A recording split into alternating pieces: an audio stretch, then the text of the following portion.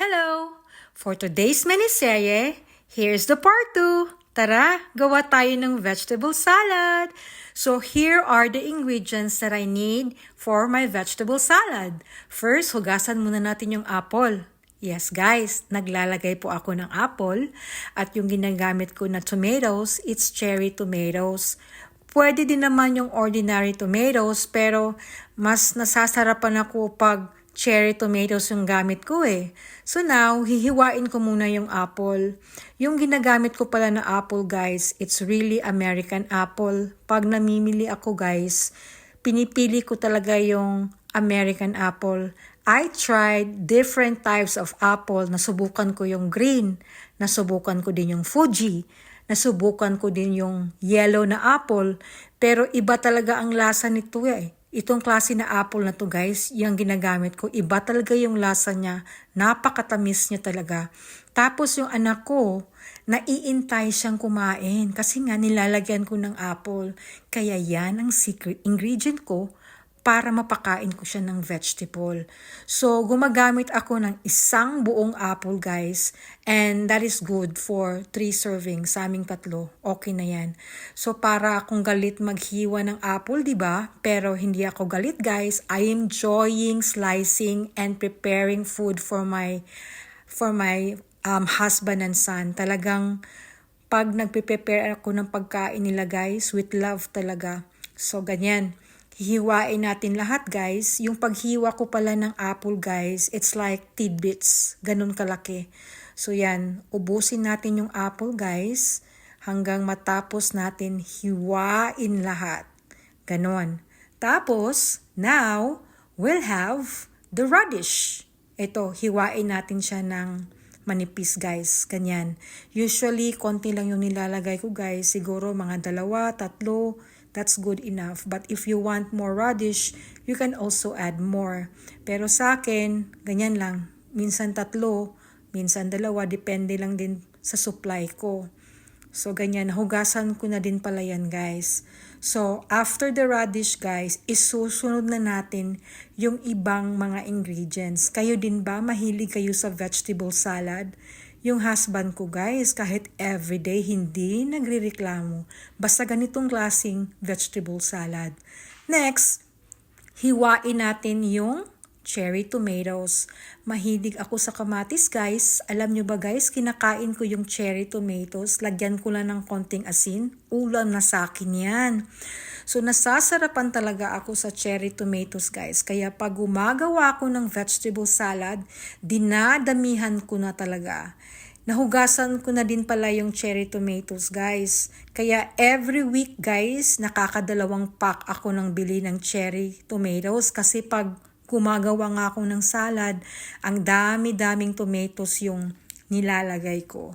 So ganyan lang guys, hiwain nyo lang siya into halves. That's good enough. Ayoko din naman kasi na sobrang pino. So ganyan lang kalaki. Okay na yan. Para may matsuka pa sa pagkain mo, di ba? So next, pagkatapos ng cherry tomatoes guys, isusunod na natin ang susunod na ingredients. Cucumber. Ito pala ay English cucumber.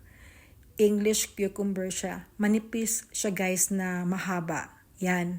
So, we're not gonna use the whole cucumber dahil sobrang madami na. So, I'm gonna use only half of the cucumber. Tapos, hihiwain ko siya ng ganito guys. Tapos, pupunasan ko siya kasi watery na siya eh. Ganyan. I'm using a paper towel. Nahugasan ko na pala siya guys. Tapos, hihiwain ko siya into cubes guys. Ganyan. So, depende lang guys kung saan kayo hiyang, anong klase ng slice ang gusto nyo. As for me, ganito yung paghiwa ko sa kanya. Ganyan.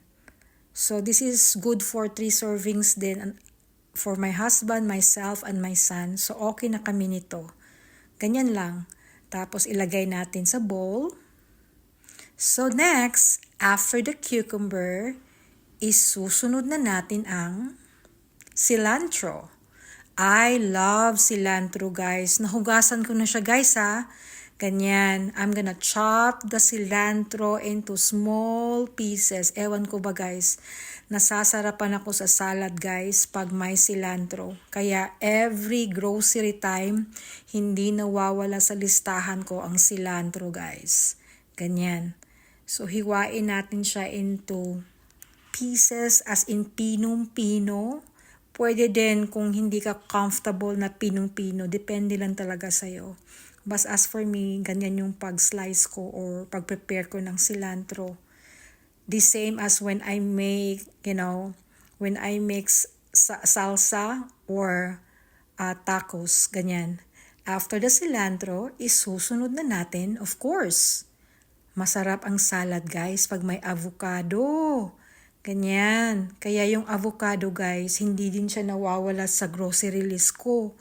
At alam nyo ba guys, ang mahal ng avocado guys, it's $1 each. Kaya yung binibili kong avocado guys, talagang 6 pieces lang talaga a week kasi ang mahal nga. So yung mother-in-law ko pala guys, yung avocado niya sa backyard niya, ang daming bunga. I can't wait kasi I'm sure my mother-in-law will give me avocados. Paborito ko talaga yung avocado guys. Itong avocado na pala ito guys, galing pala siya sa Mexico. Yung supplier ng store kung saan ako bumibili from Mexico talaga. So ganito yung avocado sa Mexico guys, maliliit. Ganito siya. So I have to peel off the avocados. So it's gonna be easy for me to slice it. So I'm gonna slice the avocados into cubes as well. Ganyan. Ang sarap ng avocado, no? Wow, sarap nito guys. Ganyan. That's my way to slice my avocado when I make a salad. And even when I make a tacos, ganyan din. So now we're gonna put the avocado in the bowl. So after the avocado, ano kaya yung susunod? So ito na lahat guys. Ready na siya. Nasa isang bowl na siya. Now, let's season it with salt. Ganyan lang naman guys. Salt, tapos nilalagyan ko siya ng black pepper. At dahil mahilig ako sa maanghang guys, I want a little spicy, so nilalagyan ko siya ng cayenne. After adding a cayenne, I'm gonna put olive oil. Ganyan lang guys. And optional siya guys, kung gusto mong lagyan ng lime, pwede din. As for me, okay na siya walang lime. Tapos hinahalo-halo ko lang siya ng ganyan. Diba ang sarap, napaka-colorful at napakadaling i-prepare. I-try nyo din to guys sa mga bahay-bahay nyo. I'm sure magugustuhan din to ng family nyo. Napaka-healthy niya guys. Ganyan. Ganyan lang ako gumawa ng salad guys. At talagang naubos ng husband ko yung pagkain niya pag gumagawa ako ng salad. At actually guys, this is my own personal recipe. Nag-experiment lang ako. Tapos, yun, nagustuhan naman ng asawa ko. Tapos nagustuhan ko din. Kaya ito na talaga yung pattern ko pag gumagawa ako ng vegetable salad. At napaka-healthy niya. At salad lang guys, nabubusog na ako guys. If I'm gonna eat salad for dinner, that's good enough for me. So eto na siya guys. It's ready to serve. Now, let's do the plating. So ito yung dinner namin guys. Ito yung dinner nila. Ito yung niluto kong salmon. Tapos lalagyan ko ng vegetable salad. Ganyan. Dadamihan ko kasi yung asawa ko mahilig sa vegetable salad eh. Ganyan lang yung pagkain niya guys. Diba ang healthy kaya hindi siya tumataba. Grabe. Ganyan. Gustong-gusto niya pag may avocado. Nag-iiba kasi yung lasa ng salad guys. Pag nilalagyan mo ng avocado, mas sumasarap siya. So ganyan lang guys. Yung salmon, tapos vegetable salad. Tapos black beans. And then, you're gonna pair it with corn tortilla chips. So ito pala yung klase ng tortilla chips na binibili ko guys. Ito siya. So yan lang yung pagkain nila guys. Salmon, vegetable salad, chips, at saka black beans. O diba ang healthy? This is all for now guys. Thank you for watching. Until next miniserye. Bye! Thank you!